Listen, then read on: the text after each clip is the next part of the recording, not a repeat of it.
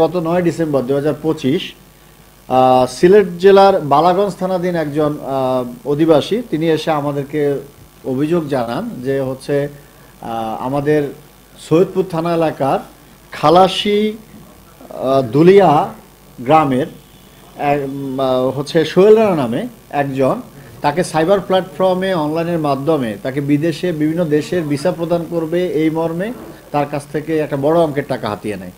এর পরিমাণ 1,27,00,000 টাকা এবং 35টি বিকাশ নাম্বারের মাধ্যমে ভুক্তভোগী এই টাকা প্রেরণ করে। ভুক্তভোগীকে আমরা প্রশ্ন করলে ভুক্তভোগী জানায় তিনি যখন আশ্বস্ত হন যে তার ভিসা প্রদান করা হবে তখন তিনি ধারাবাহিকভাবে তার আত্মীয় স্বজনের কাছ থেকেও টাকা নিয়ে তাদেরকে উন্নত জীবনযাপনের স্বপ্ন দেখিয়ে এই টাকা সোহেল রানা ওরফে সেলসেলা বাবুকে প্রদান করে। একটা বড় অঙ্কের টাকা প্রদানের পরে ভিকটিমের সাথে সেলসেলা বাবু তার যোগাযোগ বন্ধ করে দিলে তখন সে হন্য হয়ে মরিয়া হয়ে মানে ভিসা প্রাপ্তি কিংবা টাকা উদ্ধারের আশায় সে নীলফামারীতে এসে বলা চলে আপনার যাযাবর জীবনযাপন শুরু করে। আজকে এই থানায় তো কালকে ওই থানায়। পরবর্তীতে আমাদের কাছে অভিযোগ করলে আমরা পুলিশ সুপার মহোদয়কে অবগত করি এবং ওনার মৌখিক নির্দেশে আমাদের টিম আভিযানিক দল বিভিন্ন বেশে কখনো বোরকা পরে কখনো ভিক্ষুকের বেশে তার বাড়িতে তাকে শনাক্ত করার চেষ্টা করে। সে খুবই দুরন্তর, যেহেতু পার্শ্ববর্তী দিনাজপুর জেলা তারাগঞ্জে তার ব্যবসা আছে, সে বেশিরভাগ সময় বাড়ির বাইরে অবস্থান করে।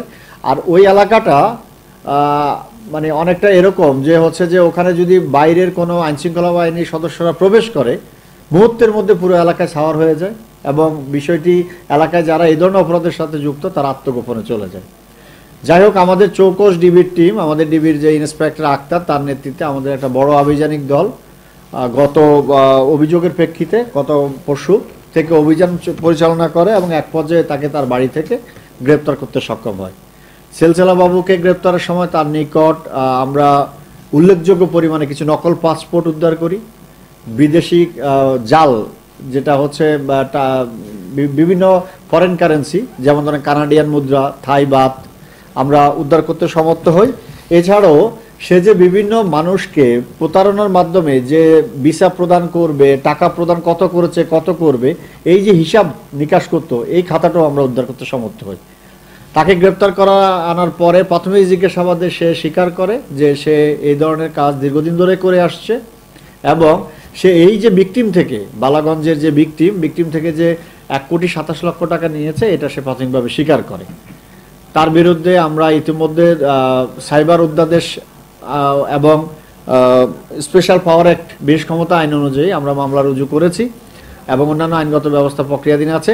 এই একই ঘটনার সাথে যারা সম্পৃক্ত আছে তাদেরকে আমরা অতি সত্বর গ্রেপ্তার করতে পারবো এবং আপনাদেরকে এই বিষয়ে আপডেট করব।